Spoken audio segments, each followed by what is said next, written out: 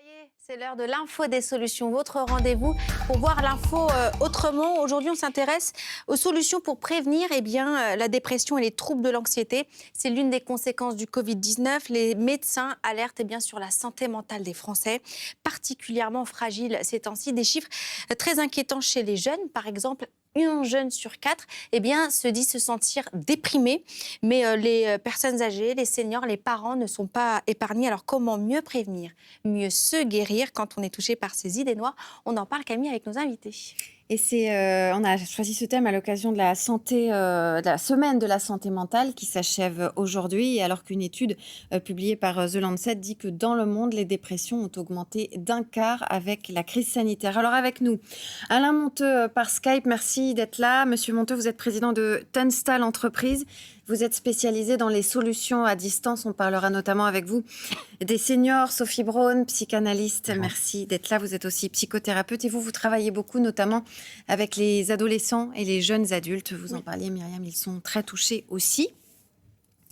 Et puis Sandrine Broutin, vous êtes directrice générale de l'œuvre Falleret. C'est une association, une fondation spécialisée dans la prise en charge des troubles de la santé mentale. Et vous êtes à l'origine de pas mal d'initiatives, notamment pour les parents en burn-out avec cette crise sanitaire, pour les adolescents aussi, les enfants, et puis pour les personnes qui se sentent seules et qui ont besoin de parler à des pairs. Alors avant de me tourner vers vous, on va regarder notamment une initiative intéressante. Ça se passe à Cambrai, c'est dans le Nord, de la colocation entre seniors pour rompre la solitude et puis pouvoir se parler quand ça va pas. Regardez. Ils ont décidé de vieillir ensemble. Annie Laousse, 84 ans, et Victor Lemaire, 80 ans, ne se connaissaient pas il y a encore 3 mois. Aujourd'hui, c'est côte à côte qu'ils préparent le déjeuner. Victor, il va être cuisinier après. Oh non. Non. Oh. Les deux retraités sont des colocataires. Égard à ceux qui osent dire qu'ils n'ont plus l'âge de vivre en communauté. Oh non, c'est pas un truc d'étudiant aussi. C'est un truc pour les personnes âgées. Hein. Ça nous rappelle la maison. Hein? Oui. Non, moi je suis bien contente d'être ici. Je n'irai pas nulle part ailleurs, à moins qu'ils me mettent dehors. Oh non, hein. Dans cette maison près de Cambrai, 6 colocataires entre 74 et 96 ans. Avant, ils vivaient seuls chez eux ou dans des maisons de retraite. En s'installant avec d'autres, ils disent avoir repris goût à la vie. Mais pas de pinard, hein, c'est nous. C'est bien plus agréable que d'être tout seul devant une assiette. Hein. Chez moi, je ne mangeais plus. Je revis comme quand j'étais en famille avec mes enfants. Autour d'eux, 3 auxiliaires de vie aux petits soins. Pour vivre ici, chacun paie environ 1 500 € par mois, 700 de moins que le coût moyen d'une maison de retraite. Alain Monteux, je me tourne vers vous. C'est vrai que les seniors, ils ont beaucoup souffert de solitude pendant cette crise sanitaire qui les a aussi beaucoup privés de la visite de leurs proches quand ils en ont, les soignants, masqués, beaucoup de distance. Vous avez imaginé des appels de courtoisie, donc c'est une solution à distance pour ceux qui sont très seuls. Racontez-nous d'abord pourquoi cette idée vous est venue, quel a été le déclic? Est-ce que c'est une situation concrète, une personne particulière?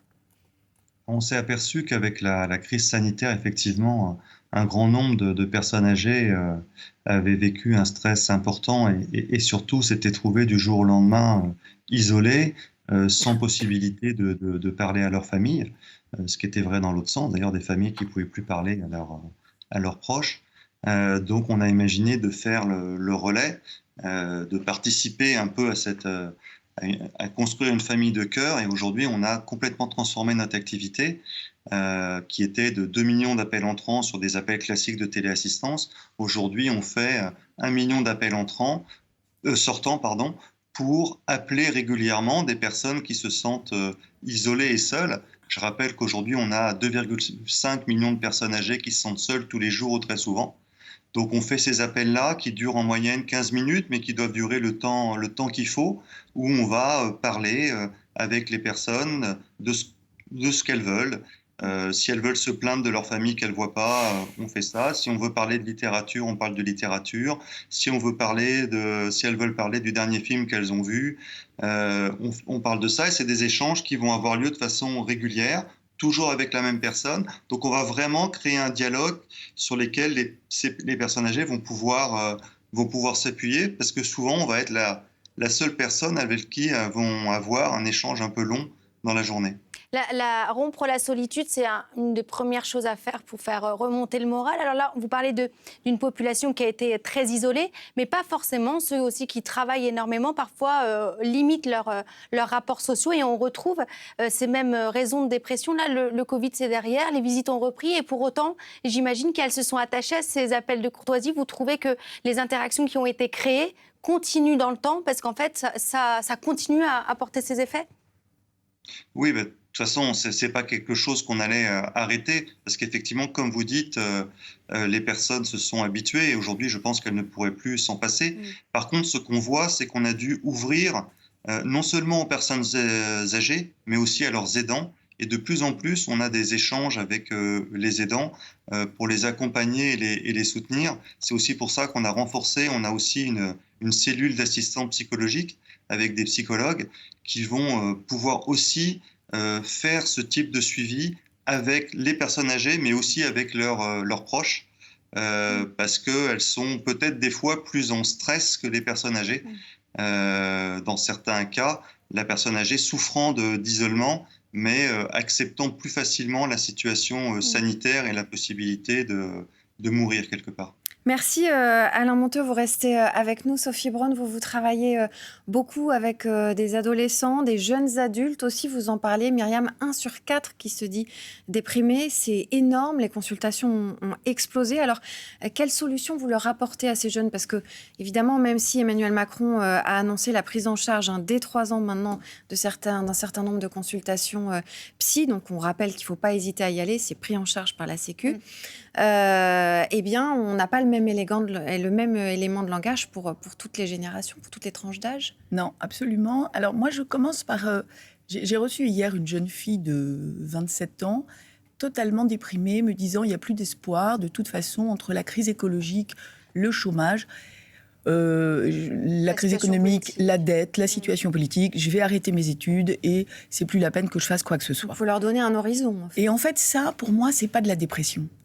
Je voudrais bien qu'on arrête de parler de santé mentale ou de dépression. Mais c'est-à-dire aussi les troubles de l'anxiété qui ont énormément augmenté. Et là, pour le coup, ça en fait clairement partie. Ce que je veux dire, c'est on leur parle. Ce que je veux dire, c'est qu'il faut recevoir les gens comme des individus qui se posent des questions. C'est pas forcément si on leur dit vous êtes déprimé et on les met sous antidépresseurs, on vient figer une situation.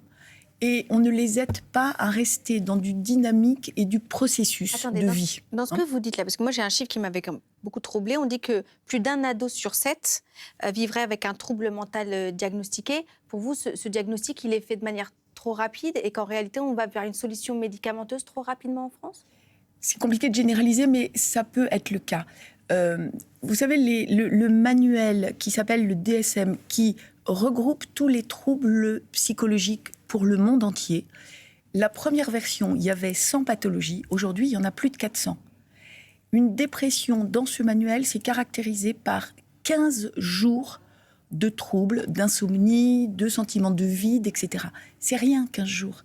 Donc, si on reçoit un jeune, mais même quelqu'un de plus âgé, qui au bout de 15 jours se sent pas bien et qu'on lui dit « c'est une dépression », on le fige dans quelque chose au lieu de lui donner des solutions en lui disant mais c'est possible, on peut avoir de l'espoir. Quelle solution? Allez-y, développer. Alors pour moi, les 2 solutions essentielles, c'est l'espoir et le sentiment de puissance, sortir du sentiment d'impuissance. On est aujourd'hui complètement bloqués tous, les adultes aussi.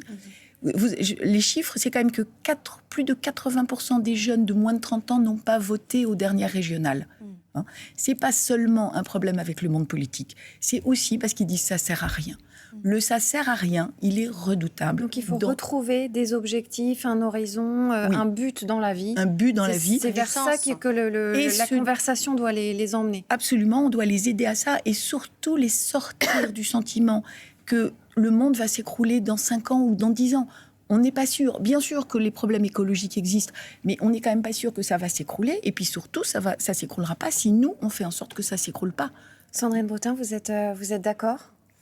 Oui, je suis assez d'accord. À l'œuvre Falleret, nous accompagnons des gens très fragilisés par des situations de maladies psychiques qui amènent même du handicap psychique. Et nous travaillons à leur redonner en permanence du pouvoir d'agir, de manière à ce qu'ils puissent exprimer leurs droits, leur citoyenneté pleinement. Parce que le sentiment d'utilité, c'est effectivement ce qui les porte et ce qui leur permet d'avancer malgré la maladie, malgré le handicap. Alors ce sentiment d'impuissance, on l'a constaté pendant la crise sanitaire beaucoup chez les parents en burn-out, à tel point que vous, la solution que vous avez proposée, c'est une application qui s'appelle Koala, pour ces parents qui sont monsieur et madame tout le monde, mais que l'école à la maison, le télétravail ont parfois fait péter un plomb, c'est ça ? Alors, l'application Koala Family a été développée par un partenaire, l'Institut Bergeret à Lyon, et nous l'avons soutenue, notamment financièrement. Et c'est quoi le principe alors, le principe, c'est une application qui permet de mesurer un petit peu son état émotionnel et de trouver des petites astuces, des conseils et des programmes de psychoéducation de manière à avoir les bons réflexes, les bonnes pratiques et surtout ne pas avoir peur de dire je suis en difficulté avec mon enfant m'agace, mon enfant m'épuise, trouver des ressources. Ne pas culpabiliser. Voilà, et, c'est vraiment de la prévention, parce qu'effectivement quand on est épuisé, on peut être conduit parfois à avoir des comportements inappropriés avec son enfant, un peu violents, etc. On a vraiment repéré pendant cette période de confinement des situations d'enfants vraiment en difficulté à un domicile avec des parents en souffrance. Et c'est vraiment les conséquences de tout ça que les enfants payent aujourd'hui.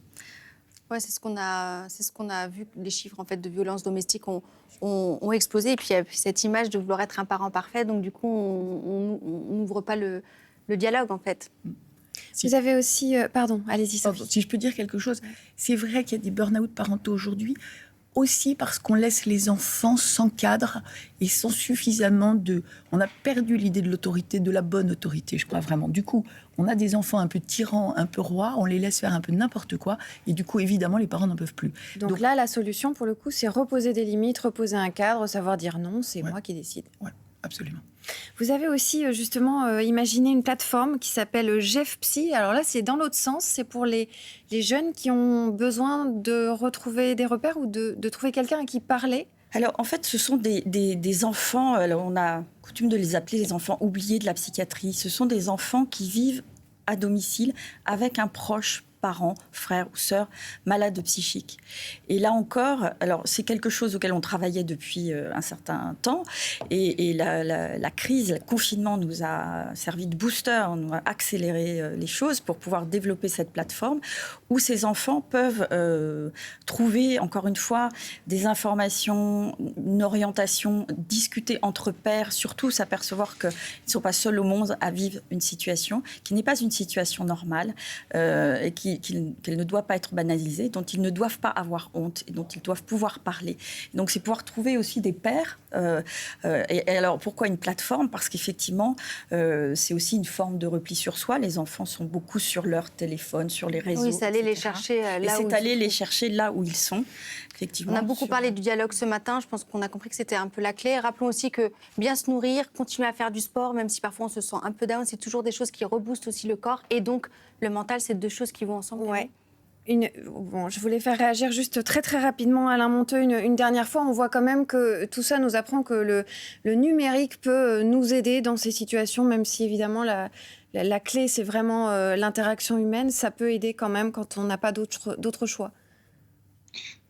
Oui, donc on a vu des appels sortants, mais de plus en plus on a vu après la crise sanitaire et quand on est sorti du confinement qu'on a pu mettre en place des outils digitaux adaptés aux personnes âgées, comme un coussin connecté qui va permettre d'interagir sur la télévision et permettre d'échanger en visio, d'échanger des photos, ou alors tout simplement une tablette, que c'est des outils qui ont été très très prisés, sur lesquels par contre sur des personnes de 85 ans qui sont assez éloignées du digital en majorité, il faut accompagner et former, mais c'est encore finalement une autre possibilité d'échange et de leur montrer qu'elles sont utiles à quelque chose et qu'elles peuvent échanger et que ça donne ça donne quelque part une ouverture et ces outils se sont effectivement beaucoup développés. Merci beaucoup à vous tous d'avoir été avec nous aujourd'hui pour essayer d'y voir un peu plus clair sur la prévention de la dépression et les troubles de l'anxiété. Merci aussi à Camille d'avoir préparé cette table ronde extrêmement intéressante.